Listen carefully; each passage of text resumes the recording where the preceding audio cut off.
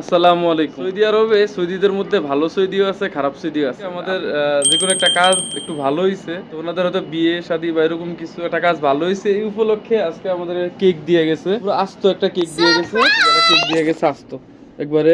এটা হচ্ছে বলছে যে মার্কেটে সবাইরে দেওয়ার জন্য, আমাদের মার্কেটে যারা আছে সবাইরে খাওয়ানোর জন্য। বা আমাদেরকেও দিয়ে গেছে, বলছে তোরা খাবি, মার্কেটে যারা আছে সবাইরে দিবি। এরকম কি সবসময় দেয় সৌদিরা? কি এরকম মানে ভালো মাঝে মাঝে মাঝে মাঝে ভালো সৌদি হলে? হ্যাঁ, তো মানে একটা জিনিস আর কি বুঝেছিলাম যে মানে কাজ করতে যে যেমন আমরা ভালো সৌদিকের সাথে যেমন মানে ভালো হয়, আবার অনেক সময় খারাপ সৌদিরা অনেক ক্যান্সেল করে দেয়। আলহামদুলিল্লাহ আজকে একটা জিনিস মানে পাইলাম আর কি, আলহামদুলিল্লাহ।